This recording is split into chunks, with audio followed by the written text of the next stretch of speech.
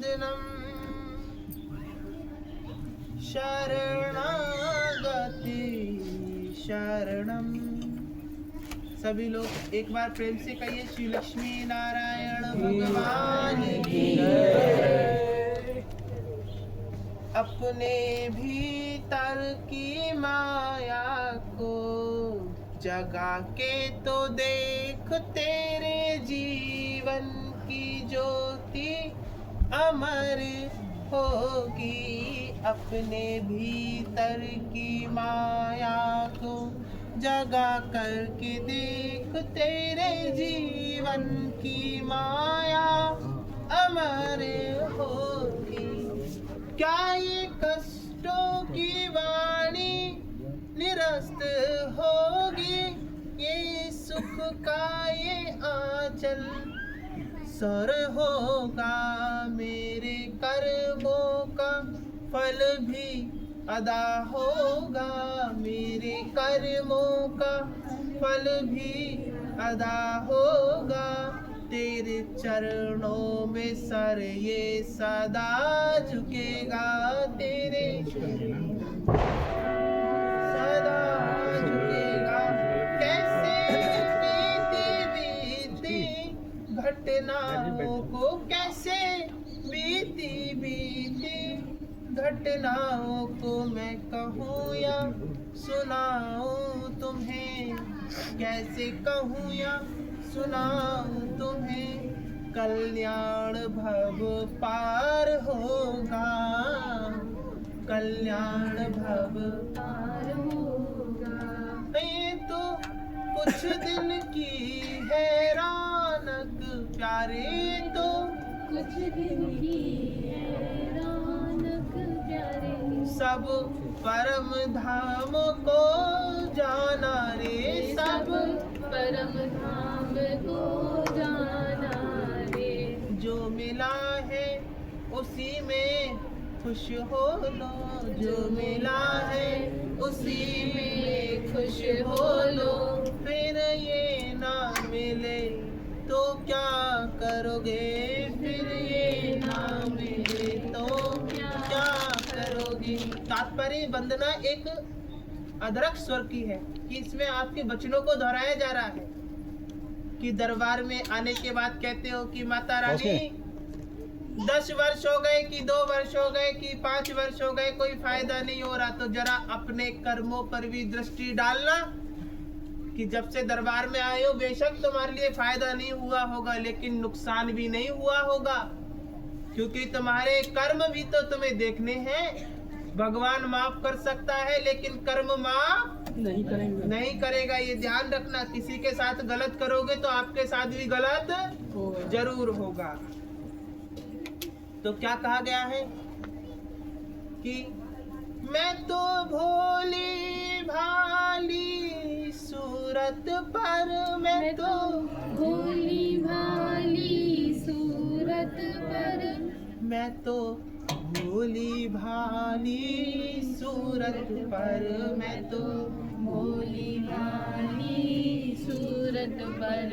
ये मूरत का जादू जा बैठा, ये मूरत का जादू जा बैठा। देवी शरणम ओ शरणम ये लग बैठा, देवी शरणम ओ शरणम ये लग बैठा। कैसे जानूं कि सत्य की राह किधर, कैसे जानूं कि सत्य की राह किधर। इस राह को मैं भी जरा पा जाऊं, इस राह को मैं भी जरा पा जाऊं। सत्य की राह का कैसे पता चलेगा? कोई संत कहता है कि दिन रात माला जप करो तो भव पार होगे, कोई संत कहता है अच्छे कर्म करो तो भव पार होगे, कोई संत कहता है कि कीर्तन करो तो भव पार होगे, तो कोई संत ब्राह्मण कहता है कि प्रतिदिन हवन करो तो भव पार होगे, तो कोई कहता है यज्ञ करो, कोई कहता है माँ की चौकी करो। मैं कहती हूँ कि मन के भावों को आंचल से प्रकट करो, मन के भावों को भाव पार तो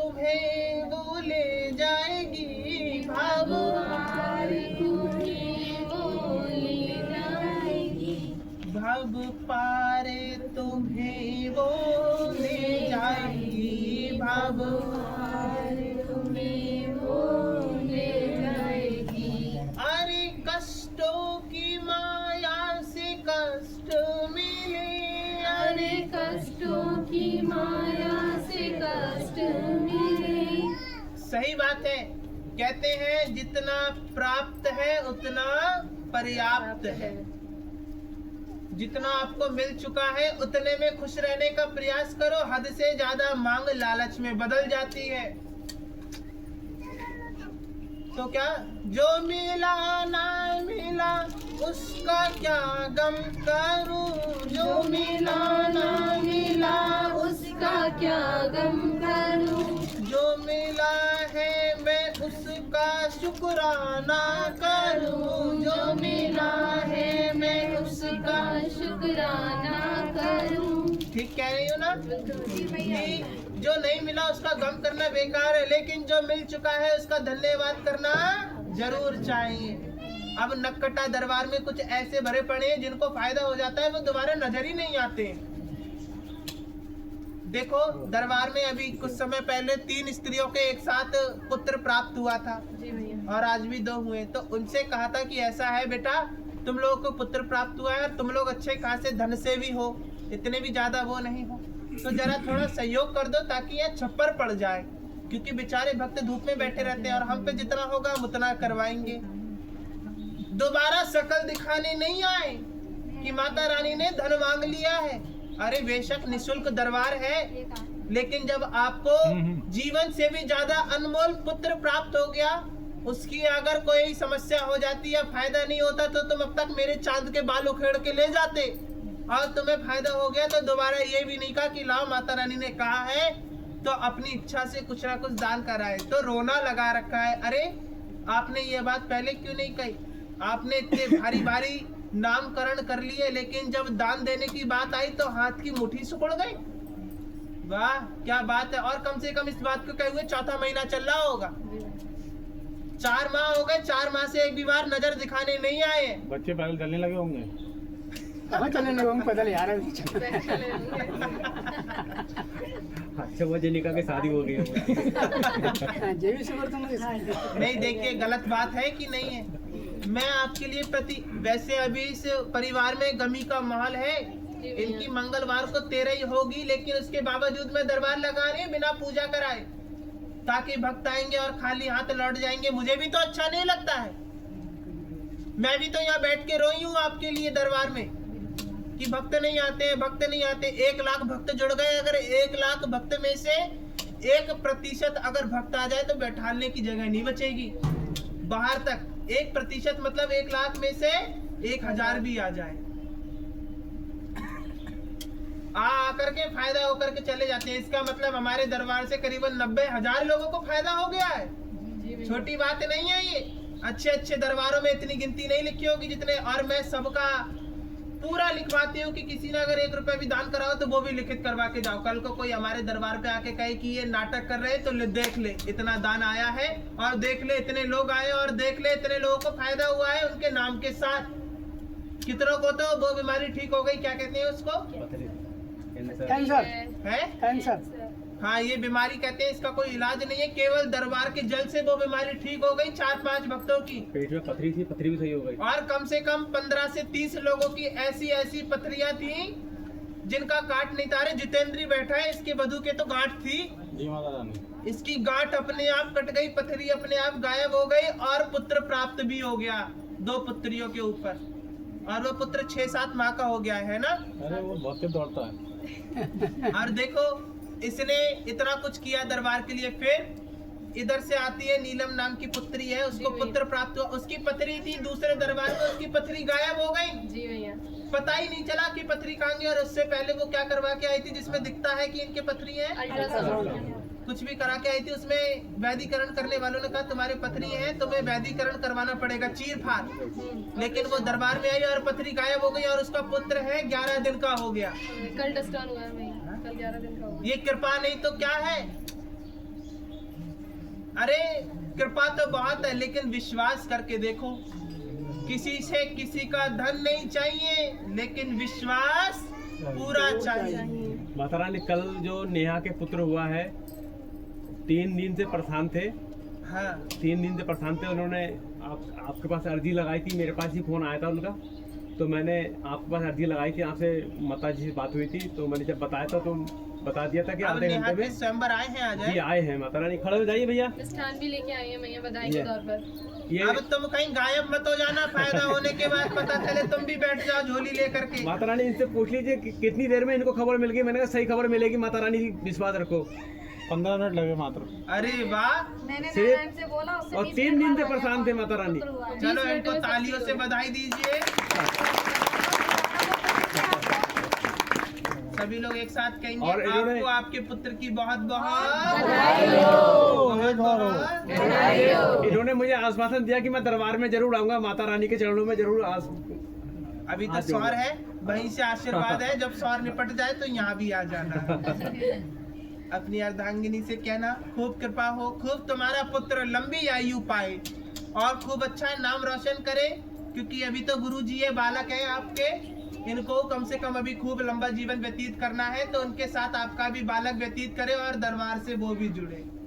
बोल सच्चे दरबार की बोल सच्चे दरबार की बोल सच्चे दरबार की बोल माता रानी की बोल माता रानी की बोल माता रानी के आशीर्वाद की बोल सच्चे दरबार की बोल गुरु महाराज जी की बोल गुरु महाराज की बोलो बालाजी महाराज की बहुत अच्छी बात है, मुझे बड़ी प्रसन्नता मिलती है जब किसी को फायदा होता है।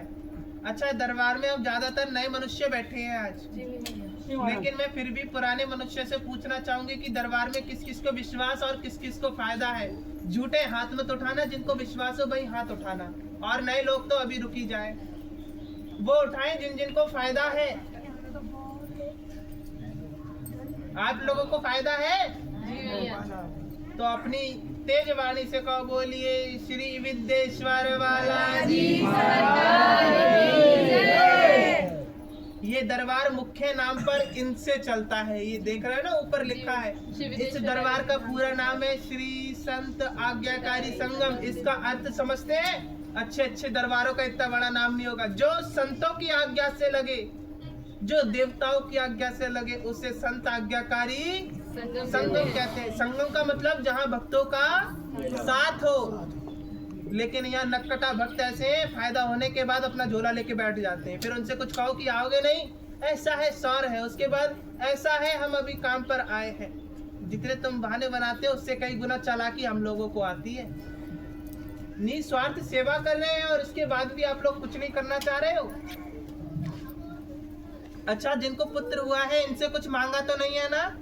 नहीं माता रानी, अभी नहीं मांगा ना? ना। और देखो कहीं पे दरबार में जाओगे तो वो सबसे पहले कहेंगे अगर तुझे फायदा होगा तो हमारी मताई के लिए कहा देगा, जैसे वो भूखी बैठी है तुम्हारे लिए, उसके पास पहले से ही बहुत कुछ है।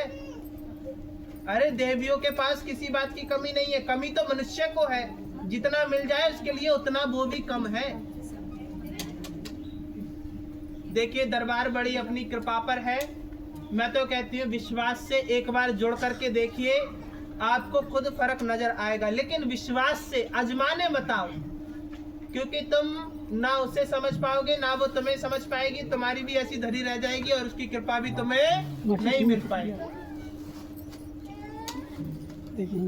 उसे मानने का प्रयास करो कि तू ही दुर्गा, तू ही चंडी, तू मेरी माता, तेरे बिन सब सुना, तेरे बिन सब सुना, सब तुझसे आता, जय जय जय लक्ष्मी माता। ठीक बात है कि नहीं है? एक और दे। तेरी कृपा बिन सुना सब कुछ है माता, जो कुछ पाऊं रिझाऊं, जो कुछ पाऊं रिझाऊं, सब तुझसे आता, जय जय जय लक्ष्मी माता। लक्ष्मी जी तो सबकी सेठानी है कि कहा गया है, सावनियों है सेठ मारी मेरा वो लग गया। राधा जी से ये एक और निकाल। क्या है?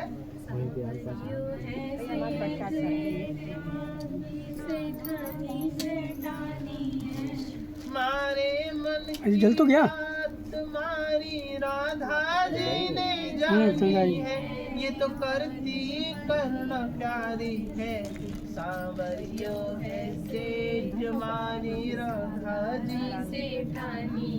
इसके बाद क्या आता है कि कैसे है वो मनड़ो यू का जो है, नसीब खोटो है पर मालिक मोटो है, हाँ, बच्चों से ना तो डर इस बात को, मनड़ो यो काचो है, तू देव साचो है, रखवाड़ो दिन रात को,